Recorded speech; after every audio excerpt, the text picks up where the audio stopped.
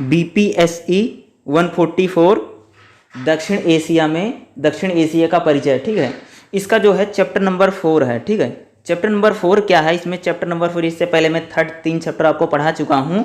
तो चौथा जो चैप्टर है इसमें देखेंगे भारत, पाकिस्तान एवं बांग्लादेश में राजनीतिक संरचनाएं, ठीक है। ये भाई भारत जो है, जो बांग्लादेश है, जो पाकिस्तान है, इनमें राजनीतिक संरचनाएं कैसे है। राजनीतिक संरचना में जैसे संवैधानिक स्थिति कैसे है, न्यायपालिका की भूमिका, चुनाव आयोग की भूमिका या सेना की भूमिका इन राज्यों में कैसे है, मीडिया और दबाव समूह और अल्पसंख्यकों, सिविल सोसाइटी, इनकी भूमिका किस प्रकार से बनी हुई है। अगर बात करें एग्जाम में क्या पूछा जाता है, तो एग्जाम में ऐसा नहीं होता कि आपको सारा पूछा जाएगा। जैसे पूछ सकते हैं कि बांग्लादेश में या सेना की भूमिका का जिक्र कीजिए, या सेना की भूमिका किस प्रकार से बनी हुई, या चुनाव आयोग जो है वो किस प्रकार से बना हुआ है, ठीक है। तो उसमें कई प्रकार की चीज़ें आती हैं कि चुनाव आयोग की भूमिका कैसे है, निर्वाचन आयोग की भूमिका कैसे है, न्यायपालिका की भूमिका कैसे है, क्योंकि इसमें चुनाव आयोग की भूमिका भी दिया गया है, अधिकारों की स्थिति कैसे है। तो इसमें अगर मेरी तरफ से आप देखोगे तो एक काम कीजिए, जैसे संवैधानिक स्थिति क्या है, इसमें इंपॉर्टेंट अधिकारों की स्थिति या भूमिका में अगर आप देखोगे तो न्यायपालिका की भूमिका, चुनाव आयोग की भूमिका, सेना और मीडिया और अल्पसंख्यक और नागरिक समाज की भूमिका किस प्रकार से बनी हुई है, ये इंपॉर्टेंट सेक्शन रहेंगे इस चैप्टर नंबर 4 में से, ठीक है। इस चैप्टर नंबर 4 से इतने में क्या है, इतने क्या हैं, ये सारे इंपॉर्टेंट सेक्शन हैं। तो इसमें जितना अगर आप देखेंगे, जैसे संवैधानिक स्थिति, अधिकारों की स्थिति, न्यायपालिका की भूमिका और चुनाव आयोग, जितना हो पाएगा आज पहली क्लास में मैं आपको करवा दूंगा, और जितना बच्चा होगा वो मैं आपको कल पढ़ा दूंगा, ठीक है। तो इसमें चले देखते हैं कि भाई इसमें कैसे है। सबसे पहले इसमें देखिएगा, ठीक है, 4.2 में आइए, ठीक है, संवैधानिक स्थिति में आइए, ठीक है। देखो सबसे पहले संवैधानिक स्थिति में हम कौन कौन से स्टेट ले रहे हैं, भारत, पाकिस्तान और बांग्लादेश को देख रहे हैं इस चैप्टर में, ठीक है, साउथ एशिया में, ठीक है। देखो 1950 में संविधान की घोषणा के साथ भारत दुनिया के सबसे बड़े लोकतंत्र में से एक बन गया था। संवैधानिक स्थिति की अगर हम बात करें तो 1950 में क्या होता है, भारत का जब संविधान लागू होता है उसी के साथ जो भारत है दुनिया के सबसे बड़े, जितने भी बड़े डेमोक्रेसी जो कंट्री होती हैं उनमें एक बड़े लोकतांत्रिक देश में शामिल हुआ। इसे एक संप्रभु लोकतांत्रिक गणराज्य के रूप में आकार देने वाला सबसे बड़ा सभ्यतावादी गणराज्य बन गया, यानी हम एक गणराज्य के रूप में स्थापित हो जाते हैं। 26 जनवरी 1950 को भारत एक बड़े लोकतंत्र और गणराज्य के रूप में स्थापित हुआ। तब से भारत में धर्मनिरपेक्षता, ठीक है, तब से भाई भारत क्या है, धर्मनिरपेक्ष के लोकतांत्रिक संवैधानिक मूल्यों को अपने ओर दृढ़ संकल्पित रूप से विकसित हुए। यानी भारत में क्या है भाई, धर्मनिरपेक्षता, संवैधानिक मूल्य लगातार 1950 यानी 26 जनवरी 1950 से बने हुए हैं, ठीक है, इसमें लगातार रहे। एक समाजवाद और राजनीतिक आर्थिक क्षेत्रों में तेजी से प्रगति के, यानी जो भारत है वह समाजवाद हो या आर्थिक क्षेत्र हो, उनमें भारत क्या कर रहा है, तेजी से प्रगति कर रहा है। भारत के संविधान पर सबसे मजबूत प्रभाव 1935 के भारत सरकार अधिनियम का रहा, यानी भारत का जो संविधान बना है, यानी जो हमारा कॉन्स्टिट्यूशन बना है, उसमें सबसे मुख्य बात क्या है कि 1935 में जो भारत शासन अधिनियम बनता है उसी के बहुत सारी चीजों को शामिल किया गया ना। जब आप 1935 का एक्ट पढ़ेंगे तो उसमें बहुत सारी चीज़ों को लागू किया था, उसके एक प्रमुख रहा है, क्योंकि इस अधिनियम में कई अनुच्छेद लिए गए।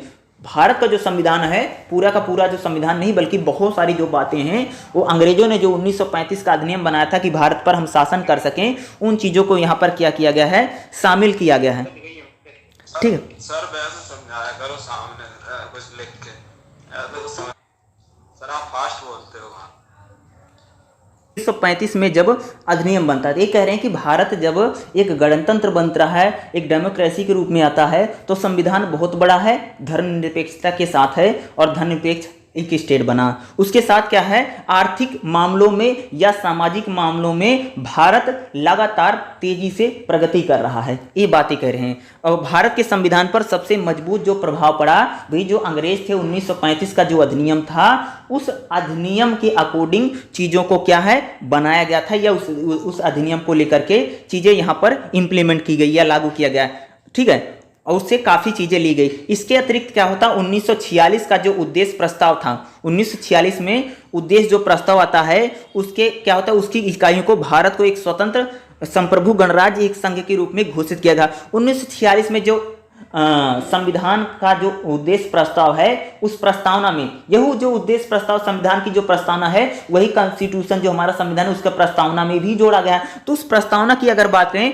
उस प्रस्तावना में जितनी चीजें थी उसको एक भारत को एक संप्रभु गणतंत्र के संघ के रूप में इसने घोषित किया, जिसमें शक्ति सभी लोगों को प्राप्त की गई। यानी भारत के संविधान में या कॉन्स्टिट्यूशन की अगर हम बात करते हैं तो भारत के वही संविधान में सभी लोगों को शक्तियां प्रदान की गई। भारत का संविधान 26 जनवरी 1950 को लागू हुआ, जिसमें B.R. अम्बेडकर के नेतृत्व वाली एक समिति के द्वारा तैयार किया गया था। इस चैप्टर में जब हम इस स्थिति को पढ़ रहे हैं तो यहाँ पर इंडिया के बारे में तो आप सबको जनरली पता होगा कि हमारा संविधान कैसे बना, क्यों बना है, लेकिन हमें इसमें 2 स्टेट और पढ़ने हैं। क्या उनसे? भारत और पाकिस्तान और बांग्लादेश के बारे में पढ़ा, तो उनका थोड़ा ध्यान में रखिएगा, क्योंकि इंडिया के बारे में जनरली आप सबको पता होगा कि भारत के संविधान में क्या है, संवैधानिक स्थिति वो आपको पता है। लेकिन जब आप भारत और बांग्लादेश के बारे में भी आपको लिखना पड़ेगा, क्योंकि इसमें पूरा जो साउथ एशिया है, दक्षिण एशिया है, उसके सभी राज्यों के बारे में हमें बात करनी पड़ेगी। तो भारत का संविधान कह सकते हो कि 26 जनवरी 1950 को लागू हुआ, जिसमें B.R. अम्बेडकर की एक बहुत बड़ी महत्वपूर्ण भूमिका रही, जिन्होंने एक समिति के नेतृत्व में तैयार किया। संविधान राज्य के कई आयामों के साथ साथ सरकार के, यानी जो भारत का संविधान है उसमें सरकार के, यानी जो भारत सरकार है उसके जो आयाम थे, जैसे कार्यपालिका है, विधायिका है या हमारी जो न्यायपालिका है, इसके तहत प्रमुख संस्थानों, संरचनाओं, शक्तियों के या कार्यों को क्या करता है, ये मान्यता देता है या क्या करता है, ये मान्यता प्रदान करता है, परिभाषित करता है और इसको क्या करता है, नियंत्रित करता है। यानी भारत का जो संविधान है उसमें जो कार्यपालिका है या न्यायपालिका है, जो विधायिका है, इसके तहत प्रमुख जो संस्थान है, भाई जैसे शक्तियां हैं, इन कार्यों को क्या मान्यता देता है, इसको बताता है या परिभाषित करता है। यह अपने अधिकारों को प्रदान करता है और नागरिक एवं राज्यों के मध्य में क्या करता है, एक प्रकृति का निर्माण करता है। यानी भारत का संविधान भारत और सरकार के बीच में, यानी हमारी जो गवर्नमेंट है और जो नागरिक हैं उनके बीच में क्या करता है, एक कड़ी का काम करता है। क्या करता है, एक कड़ी के काम में यह लगातार लगा हुआ है। आगे देखो, भारतीय संविधान भारत को संप्रभु, समाजवादी, धर्मनिरपेक्ष, लोकतांत्रिक गणराज्य के रूप में स्थापित करता है। यानी भारत का जो संविधान है भारत को संप्रभु, यानी भारत एक संप्रभु स्टेट है, ठीक है, समाजवादी, ठीक है, धर्मनिरपेक्ष, गणतांत्रिक और गणराज्य के रूप में स्थापित करता है। इंडिया, जिसे भारत के नाम से ही जाना जाता है, राज्यों का एक संघ है। संविधान में बातें जो लिखी गई कॉन्स्टिट्यूशन में, उन बातों को यहाँ पर जो प्रस्तावना उसमें भी बातों को लिखा गया, उसकी बातों को करें। भारत केंद्र और राज्य सरकारों दोनों से मिलकर के दोहरी शासन प्रणाली का अनुसरण। नहीं, भारत क्या है, भारत में कैसी भैया शासन प्रणाली है, दोहरी शासन प्रणाली। दोहरी शासन प्रणाली का मतलब होता है कि भारत में 2 सरकारें हैं। एक जैसे हमारी केंद्र सरकार है, जैसे आप प्रेजेंट टाइम में देखते होंगे कि केंद्र में मोदी की सरकार है। राज्यों में भी अलग अलग सरकारें हैं, जैसे यूपी में योगी आदित्यनाथ की है, बिहार में नीतीश कुमार की सरकार है, हरियाणा में आप देखते होंगे कि अलग यहाँ पर मनोहर लाल खट्टर की सरकार है, पंजाब में आप देखते हो वहाँ पर मान की सरकार है, ठीक है, ठीक है, अलग अलग सरकार, राजस्थान में, ठीक है। वही कह रहे हैं कि भारत में क्या है, दोहरी राजनीतिक प्रणाली का अनुसरण है। संविधान दोनों सरकारों को संगठनात्मक शक्तियों और सीमाओं को प्रभावित, यानी जो भारत का संविधान है वह दोनों सरकारों को शक्तियां प्रदान करता है। भारत का जो संविधान है वह केंद्र सरकार हो चाहे हमारी राज्य सरकार हो, दोनों सरकारों को क्या करता है, बराबर शक्तियां प्रदान करता है या देता है। संसद प्रदान करता है, जिसमें 2 सदन है। अब आज हम हेलो सर, बोलिए सर, बोलिए बोलिए हेलो सर, बोलिए। सर मैं यहाँ क्या कर रहे हैं कि भारत जो है वो जैसे संविधान में हमारे हम बताया गया कि इंडिया जिसे भारत के नाम से जाना जाता है, और दोहरी शासन प्रणाली का भारत क्या करता है भाई, अनुसरण करता है। 2 सदनीय हमारे 2 सदन है, जैसे आप सबको पता भी होगा कि एक राज्यसभा है और एक लोकसभा है। राज्यसभा जो है वो राज्य जो है उनका प्रतिनिधित्व करती है, जो लोकसभा है वह लोगों का सदन है, यानी लोगों का प्रतिनिधित्व करता है। भारत संसदीय सरकार संसदीय स्वरूप के लिए एक लिखित संविधान प्रदान करता है, यानी हमारा जो संविधान है वह क्या है, रिटर्न में संविधान है, या हमारा जो संविधान किसे क्या कहते हैं, लिखित संविधान है, जो कुछ एकात्मक विशेषताओं के साथ संरचना में संघीय है, यानी कुछ में क्या है, संघीय है। भारत का राष्ट्रपति राज्य का प्रमुख होता है, जबकि जो प्रधानमंत्री होता है वो क्या होता है, सरकार का मुखिया होता है। आप सबको पता होगा कि जो राष्ट्रपति होते हैं वह राज्य के चीफ हैं, यानी चीफ ऑफ स्टेट हैं, और जो प्रधानमंत्री होता है वो कौन होता है, सरकार का प्रधान होता है। ठीक है। और राष्ट्रपति जो प्रधानमंत्री होता है वह राष्ट्रपति की शक्तियों का प्रयोग करता है, जैसा आप सबने तमाम किताबों में पढ़ भी रखा होगा इसके बारे में, ठीक है। 1993 में 73वां और 74वां संविधान संशोधन ने स्थानीय स्तर पर एक समिति को जोड़ दिया। देखो 73वां और 74वां जब संविधान संशोधन होता है तो उसमें क्या होता है कि स्थानीय सरकारों को, यानी आ गए थे ना कि जो हमारी ग्राम पंचायतें हैं और दूसरा जो शहरी समितियां हैं, ठीक है, उनको जोड़ा गया था 73वें 74वें संविधान संशोधन में जोड़ा गया। यानी अब हमारी जो सरकार है वो 3 प्रकार की होने लगी, एक केंद्र सरकार है, फिर राज्य सरकार है, फिर हमारी क्या है स्थानीय सरकारें हैं। इस प्रकार से जोड़ा गया है।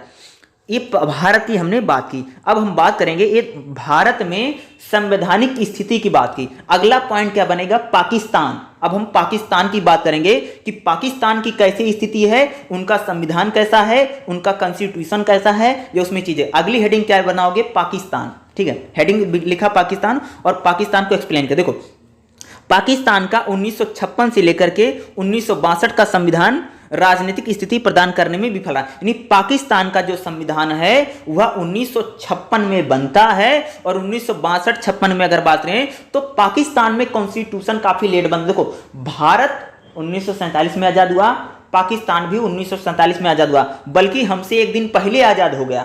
हमारा देश 15 अगस्त को आजाद होता है, पाकिस्तान वाले 14 अगस्त को ही आजाद हो गए थे। लेकिन 14 अगस्त 1947 को आजाद होने के बाद भारत 1950 में कॉन्स्टिट्यूशन बना लेता है, लेकिन पाकिस्तान को ज्यादा टाइम लगता है। 1956 में उनका संविधान बनता है और 1956 में जब उनका संविधान बनता है तो पाकिस्तान को एक जो राजनीतिक स्थिरता प्रदान करनी चाहिए थी, एक स्टेबल गवर्नमेंट आनी चाहिए थी, संविधान का पालन होना चाहिए था, ऐसी चीजों को सफल बनाने में पाकिस्तान का जो संविधान था या वहां की जो सरकारें थी वह बिल्कुल पूरी तरह से क्या रही, विफल साबित हुई, नहीं कर पाए। संविधान बना लिया लेकिन वो विफल रहा। दोनों अल्पकालिक थे। उन्होंने मार्शल लॉ यानी सैनिक कानून के माध्यम से उन्हें हटा दिया गया था। यानी कह सकते हैं कि भारत में जो भी सरकार बनती थी वो अल्पकालिक होते थे, यानी छोटे टाइम के लिए सरकारें तो बन जाती थी, लेकिन वहां पर मार्शल लॉ यानी सैनिक कानून के द्वारा उनके माध्यम से उनको हटा दिया जाता था या हट जाती थी।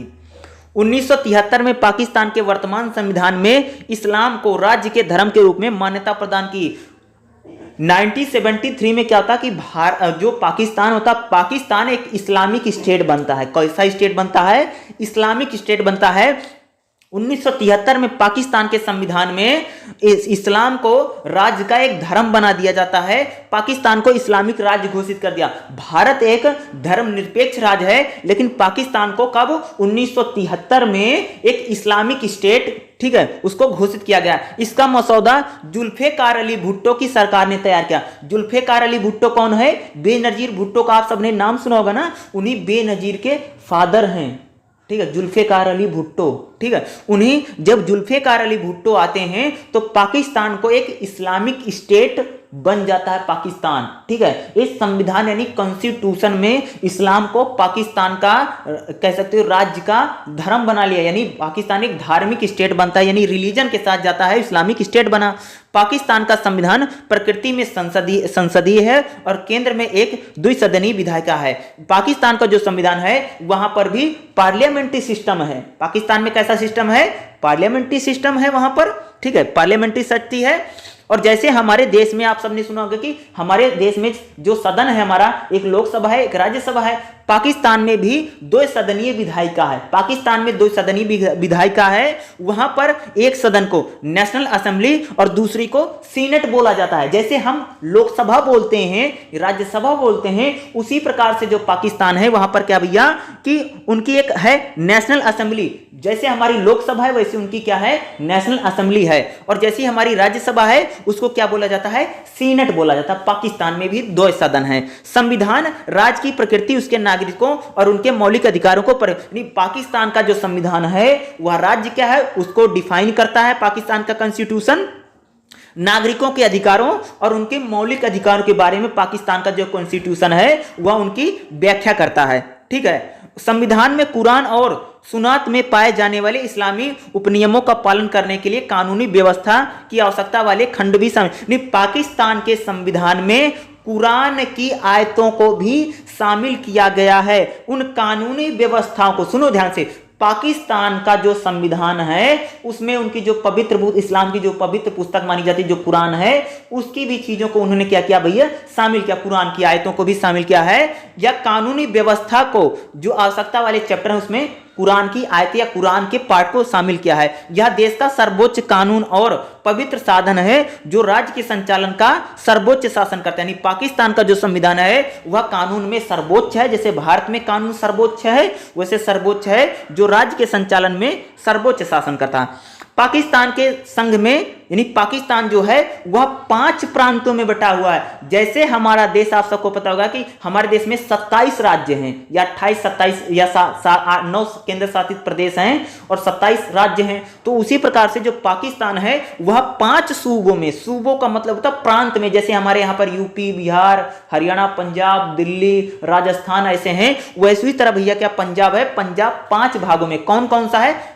पाकिस्तान के 5 प्रांत कौन कौन से हैं? पंजाब है, सिंध है, उत्तर पश्चिमी प्रांत जिसे हम बोलते हैं खैरा बख्तून बोला जाता है, और बलूचिस्तान। यानी पाकिस्तान में 5 प्रांत है, पंजाब, सिंध, ठीक है, या उत्तर पश्चिमी सीमांत प्रांत है, और बलूचिस्तान है, और उसमें एक है पीओके, पोक पाक अधिकृत कश्मीर। ये 5 राज्यों में या 5 प्रांतों में पाकिस्तान बटा है।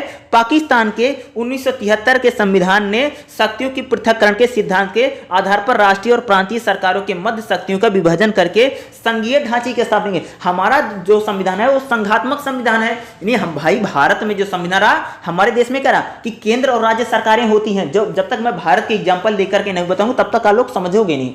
हमारे देश में क्या था, जब हमारे देश का कॉन्स्टिट्यूशन बनता है तो आपको क्या देखने मिला कि हमारे देश में क्या रहा कि भाई हमारी एक केंद्र सरकार है और एक हमारी राज्य सरकार थी। पाकिस्तान में 1973 में क्या करता है, वो संघीय ढांचे को बनाता है। उससे पहले वहां पर राज्य सरकारों को बहुत ज्यादा अहमियत नहीं दी जाती थी। पाकिस्तान में 1973 से पहले राज्य सरकारों को बहुत ज्यादा अहमियत नहीं मिलती थी, लेकिन बाद में राज्य सरकारों की क्या हुआ पाकिस्तान में, यानी ध्यान रखना इसमें पॉइंट क्या है, पाकिस्तान ने 1973 में संघीय ढांचे को अपनाया है। एक इंपॉर्टेंट पॉइंट है, ठीक है, इसको याद रखना। राष्ट्रपति राज्य का प्रमुख होता है, जैसे हमारे यहाँ पर राष्ट्रपति राज्य का प्रमुख है उसी तरह पाकिस्तान में भी, क्योंकि भारत का जो जैसे कॉन्स्टिट्यूशन है उसी प्रकार से पाकिस्तान का भी कॉन्स्टिट्यूशन है, बस वो कभी भी सरकार को सही से लागू नहीं कर पाए, उनके यहाँ पर अफरा तफरी मची रही, यही समझ लीजिए, ठीक है। पाकिस्तान का जो संविधान है वहां पर भी राष्ट्रपति राज्य का प्रमुख है, प्रधानमंत्री सरकार का प्रमुख होता है। इसे संविधान ने सीनेट यानी जो उनका उच्च सदन है और नेशनल असेंबली जो उनका निचला सदन है मिलाकर द्विसदनीय विधायिका है। राष्ट्रपति को संविधान के 8वें संविधान अधिनियम 1985 द्वारा राष्ट्रीय और प्रांतीय विधायकों को भंग करके संघीय और प्रांतीय निर्वाचित सरकारों को बर्खास्त करने की शक्तियां प्रदान की गई। पाकिस्तान का जो संविधान है वहां पर भी उनके राष्ट्रपति को भाई शक्तियां प्रदान की गई है कि वह भी क्या कर सकते हैं, अपनी सरकारों को बर्खास्त कर सकते हैं। 8वां संशोधन ने राष्ट्रपति को आधार को दृढ़ किया है।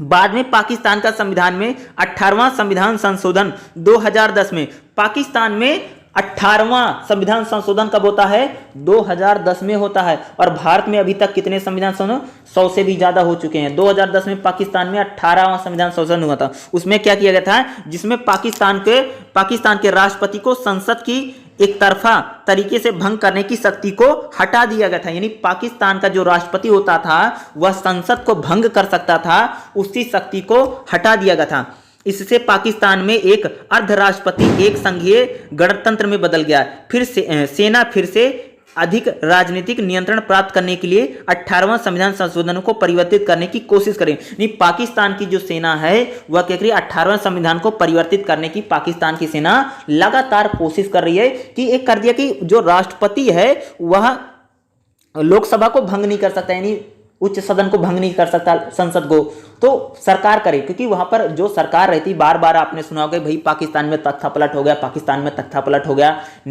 तख्ता पलट का मतलब होता है चुनी हुई सरकारों को, इलेक्टेड सरकारों को जब हम हटा करके, क्या कह रहा हूं, चुनी हुई सरकारों को, इलेक्टेड सरकारों को जब हटा करके कोई आर्मी का मेजर हो या आर्मी का प्रमुख हो, वो सरकार को हटा करके खुद शासन करना, इसको बोलते तख्ता पलट, यानी चुनी हुई सरकार को हटा देना, अपदस्थ कर देना और स्वयं आकर के शासन करने लग जाना, इसको बोलते तख्ता पलट। तो पाकिस्तान में हमेशा तख्ता पलट होते रहे हैं, अभी भी वहां पर जो किया गया है उसके लिए भी आर्मी लगातार। अब बात करते हैं बांग्लादेश की, ये पाकिस्तान की स्थिति हमने बात की, अब हम किसकी बात करेंगे, बांग्लादेश की। देखो पीपुल्स रिपब्लिकन ऑफ बांग्लादेश, ये बांग्लादेश का पूरा नाम है, क्या नाम है, people's republic of Bangladesh. Bangladesh भी अपने आप को रिपब्लिक बोलता है, ठीक है। बांग्लादेश को तो ठीक है, ये साउथ कोरिया जो किम जोंग उन है नॉर्थ कोरिया का, वो भी अपने आप को रिपब्लिक बोलता है, डेमोक्रेसी बोलता है, तो ये बड़ी चीज है, ठीक है भाई। देखो पीपुल्स रिपब्लिक ऑफ बांग्लादेश का संविधान सर्वोच्च कानून है। बांग्लादेश में भी क्या है भैया एक संविधान है, उनका सबसे सर्वोच्च है। यह गणतंत्र को मौलिक, यानी उनके जो गणतंत्र है, बांग्लादेश का जो संविधान जो गणतंत्र है, बांग्लादेश को मानवाधिकारों की स्वतंत्रता, एक स्वतंत्र न्यायपालिका, लोकतांत्रिक और स्थानीय सरकारों की एक राष्ट्रीय नौकरशाही के एकात्मक संसदीय लोकतंत्र के रूप में परिभाषित करता है। यह संसदीय सर्वोच्चता की बजाय संवैधानिक सर्वोच्चता का नहीं कह रहे हैं कि बांग्लादेश का जो संविधान है वह संसदीय सर्वोच्चता के बजाय संवैधानिक सर्वोच्चता को आह्वान करता है। नहीं, बांग्लादेश में संसद सर्वोच्च नहीं है बल्कि संविधान सर्वोच्च है। क्या कह रहा हूं, बांग्लादेश के कॉन्स्टिट्यूशन में क्या है कि वहां पर क्या भैया संसद सर्वोच्च नहीं बल्कि संविधान सर्वोच्च है, इसका आह्वान है। बांग्लादेश का संविधान, ध्यान देना, बांग्लादेश का संविधान 16 दिसंबर 1972 को लागू हुआ। राज्य का धर्म इस्लाम है। बांग्लादेश भी एक इस्लामिक स्टेट है, उन्होंने भी राज्य का धर्म क्या है, इस्लाम है, जिसे 8वें संशोधन के माध्यम से 1988 में अपनाया गया था। नहीं, बांग्लादेश में भैया जब 8वां संविधान संशोधन होता है तब बांग्लादेश को क्या बनाया गया, एक इस्लामिक स्टेट, यानी उन्होंने क्या किया, इस्लाम को राज्य का धर्म बना लिया। किसने, बांग्लादेश ने, ठीक है। गणतंत्र की सभी शक्तियां लोगों के पास हैं, यानी कह सकते हो कि वहां पर डेमोक्रेसी है, गणतंत्र की सभी शक्तियां लोगों के पास हैं, एवं उनकी ओर से उनको पूरा करने की पूरी तरीके से संवैधानिक सत्ता के तहत किया जाएगा। बांग्लादेश के प्रधानमंत्री के अंतर्गत सरकार का मुखिया होता है, यानी बांग्लादेश का जो संविधान है उसके अंदर क्या है, जो प्रधानमंत्री व सरकार का मुखिया होता है, ठीक है। बांग्लादेश में भी यही है कि जो भाई प्रधानमंत्री होगा वह सरकार का मुखिया होता है।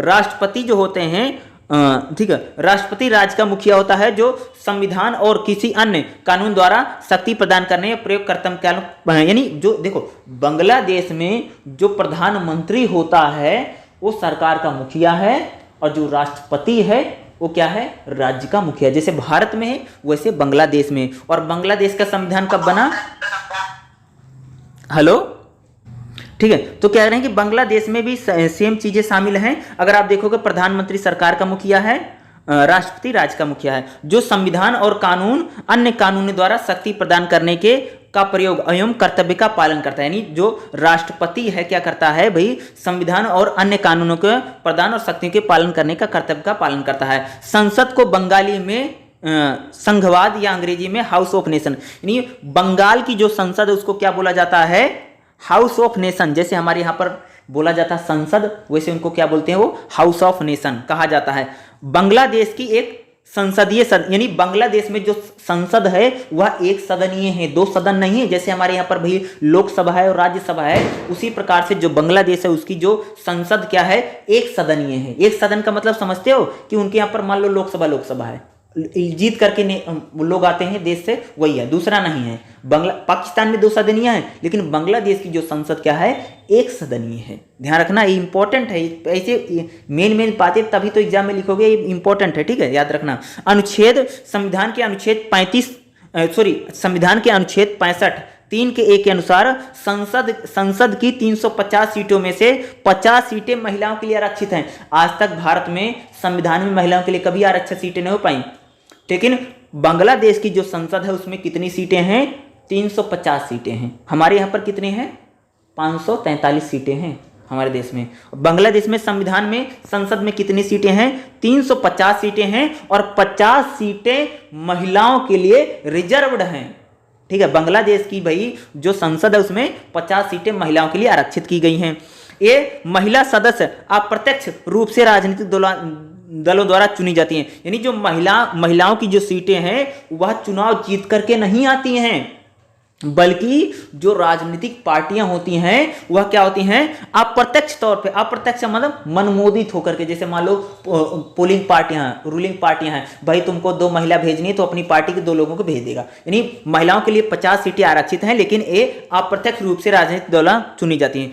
कुल आरक्षित सीटों की संख्या एकल संक्रमण प्रणाली, यानी कुल वोटों की जो संख्या होती है, कुल जो आरक्षित सीटें उसमें एकल संक्रमण वोट प्रणाली की प्रक्रिया के माध्यम से संसद के सीटों के अनुपात के आधार पर, यानी देखो जिस राजनीतिक दल को संसद में ज्यादा सीटें मिलती हैं उसी के हिसाब से वो महिला सांसदों को अपना भेजते हैं। मान लो संसद में आपके पास ज्यादा सीट है तो आपकी महिला सांसद ज्यादा है, मनोमोदित, उस प्रकार से उनको भेजा जाता है सीटों के अनुपात के माध्यम से। तो ये अगर बात करें तो भारत में किस प्रकार से संवैधानिक स्थिति है, हमने उसमें बात की। पाकिस्तान में संविधान की स्थिति किस प्रकार से बनी है, हमने उस पर बात की। और बांग्लादेश में संविधान की स्थिति किस प्रकार बनी हुई है, हमने उस पर भी बातें की। तीनों देशों में किस प्रकार के समय, तीनों को मैंने आपको अच्छे से एक्सप्लेन करके बता दिया। ठीक है, हेलो, क्या है 4.3 अधिकारों की स्थिति। देखो अब देखो अधिकारों की हम बात करते हैं। ठीक है, देखो राजनीतिक अधिकार कानून की प्रकृति न्याय के सिद्धांत पर आधारित होते हैं, जैसे निष्पक्ष सुनवाई का। कह रहे हैं कि जो राजनीतिक अधिकार होते हैं वह प्रकृति न्याय पर आधारित है, यानी एक मानव के आधार पे, भाई इंसानियत होने के आधार पे या एक इंसान के आधार पे जो मानव को जो अधिकार दिए जाते हैं उस प्रकार के अधिकारों की यहाँ पर कह रहे हैं, बात करें। जैसे निष्पक्ष सुनवाई का अधिकार है, ठीक है, जैसे सुनवाई का अधिकार है, कानूनी उपाय प्राप्त करने का अधिकार है, वोट देने का अधिकार है, राजनीतिक भागीदारी का अधिकार है, कानून की उचित प्रक्रिया का पालन का अधिकार है। ये सभी सरकार को व्यक्तियों के अधिकार के खिलाफ मनमाने ढंग से कार्य करने से रोकते हैं। यानी ये सभी जो अधिकार हैं जो मानव की मिलते हैं ताकि सरकार मनमाने ढंग से कार्य ना कर सके। भाई जो नागरिकों का अधिकार दिए गए हैं ताकि जो सरकार है वह नागरिकों का शोषण ना कर सके और सरकार तानाशाह ना बने, नागरिकों का कंट्रोल हो, इसलिए ये सभी क्या हैं, ये अधिकार दिए जाते हैं। यदि राज्य किसी व्यक्ति द्वारा किसी इन अधिकारों का उल्लंघन होता है तो एक उपाय प्रदान करता है। इसके लिए एक लोकतांत्रिक राज्य को यह सुनिश्चित करना चाहिए कि कुछ व्यक्तियों के पास कुछ अधिकार हैं जिनका पालन सरकार के द्वारा किया जाना चाहिए। जो सरकारें जो अधिकार देती हैं ताकि उन चीजों का पालन हो सके। अगर सरकार उन अधिकारों को नहीं मानती है, कानूनों को नहीं देती है तो क्या होगा, ये सारी चीजें नागरिकों को क्या सरकार पर पालन करवाने के लिए काम करती है। देखो भारत के स्वतंत्रता संग्राम के सेनानियों ने अधिकार के महत्व को महसूस किया। हमारा जब स्वतंत्रता संग्राम चला तो स्वतंत्रता संग्राम में जितने सेनानी हो, भाई महात्मा गांधी है या भगत सिंह है, सुभाष चंद्र बोस हैं या जितने भी हमारे स्वतंत्रता सेनानी थे, सभी ने अधिकारों के महत्व को समझा।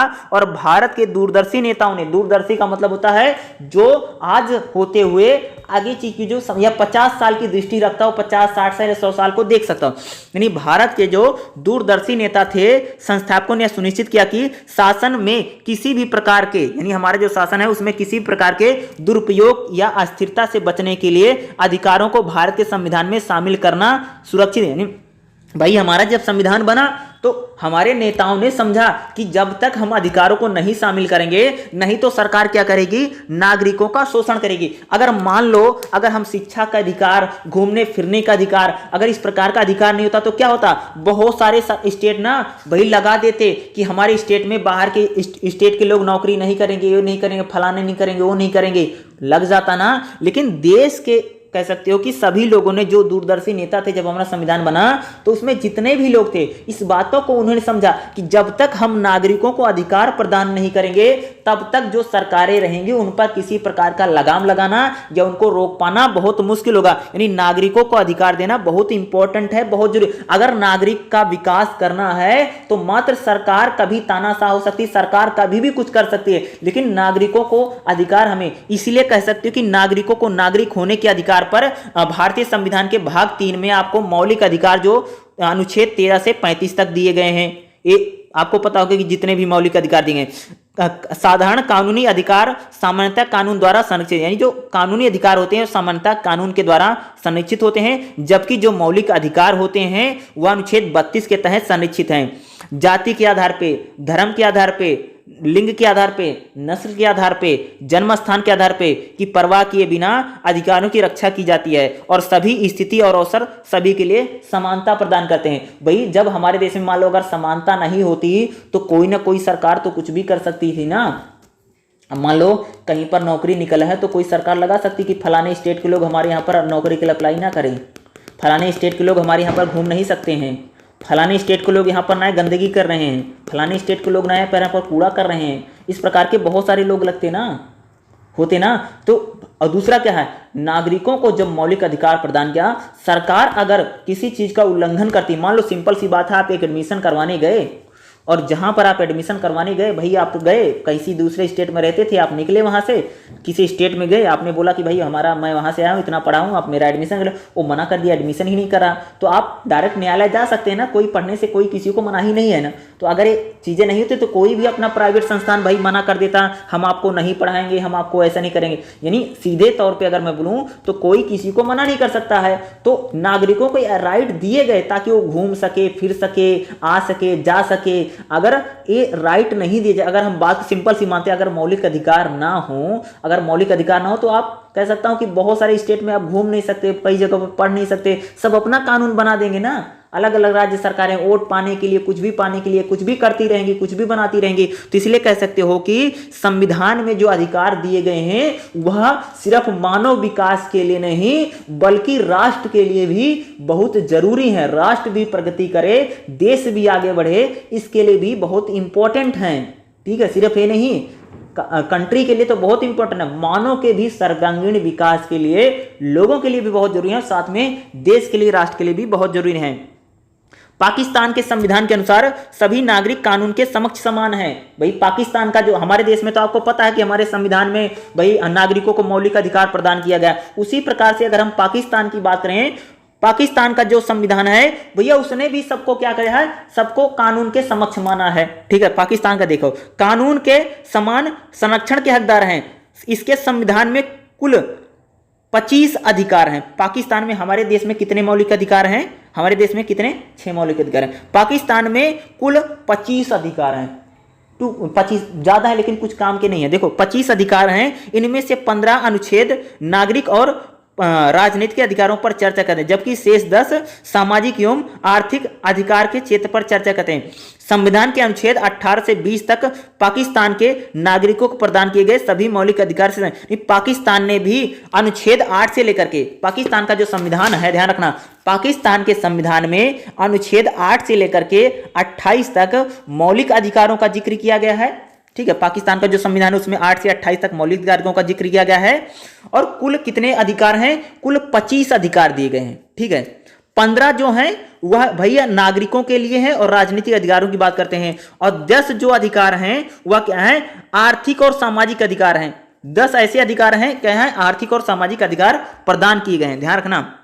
अगला देखो, बांग्लादेश का संविधान मौलिक अधिकार प्रदान करता है। भैया बांग्लादेश का संविधान भी मौलिक अधिकार अपने नागरिकों को देता है, जिसका उद्देश्य पूर्व के सामाजिक व्यवहार की असमानता को दूर करना है। यानी बांग्लादेश में भी नागरिकों को मौलिक अधिकार दिया गया है। उनका उद्देश्य क्या है? पूर्ण रूप से सामाजिक व्यवहार की असमानता को भी, जो असमानता है उस असमानता को दूर करना है। जैसे धर्म है, राजनीति है, लिंग है, रंग है, जन्म स्थान के आधार पर भेदभाव को रोकना तथा मानव तस्करी और जबरन श्रम को रोकना है। बांग्लादेश का भी संविधान अगर आप देखो, भारत के कॉन्स्टिट्यूशन काफी मिलता जुलता आपको दिखाई देगा, जो मौलिक हमारे देश में अधिकार देंगे भाई मानव तस्करी को रोक सकें, जो लोगों को बेचते होते हैं उसको बोलते हैं मानव तस्करी। ठीक है, जबरन श्रम यानी जो छोटे बच्चों से करवाते हैं ना, वो बाल श्रम वाला। ठीक है, या भेदभाव को रोकना है। बांग्लादेश का संविधान भी कहता है भाई लिंग के आधार पे, जाति के आधार पे, रंग के आधार पे, जन्म स्थान के आधार पे किसी तरह का भेदभाव न किया जाए। बांग्लादेश अन्य मौलिक अधिकारों में बांग्लादेश में ध्यान रखना, बोलने की स्वतंत्रता, धर्म की स्वतंत्रता, आंदोलन की स्वतंत्रता, एक नई बात है बांग्लादेश के संविधान में आपको मिलेगी। वहां पर जैसे हम पढ़ते हैं ना, हमारे देश में क्या है, बहुत सारी स्वतंत्रता है ना, उसमें क्या है, स्वतंत्रता बांग्लादेश में आंदोलन की स्वतंत्रता है। ठीक है। उसमें सभा की स्वतंत्रता, सभा यानी मीटिंग वूटिंग करना जिसको बोलते हैं, ठीक है। शिक्षा एवं सार्वजनिक स्वास्थ्य के अधिकार शामिल हैं। इन मौलिक अधिकारों को संविधान के अनुच्छेद 27 से, यानी बांग्लादेश का जो संविधान है उसमें जो मौलिक अधिकार हैं वह क्या है, अनुच्छेद 27 से लेकर के 44 तक यानी वर्णित हैं। ये सभी अधिकार नागरिक और राजनीतिक अधिकार हैं, यानी जो सभी जो अधिकार दिए गए हैं वह नागरिक और राजनीतिक अधिकार क्या है, इसमें उनको प्रदान किया गया है।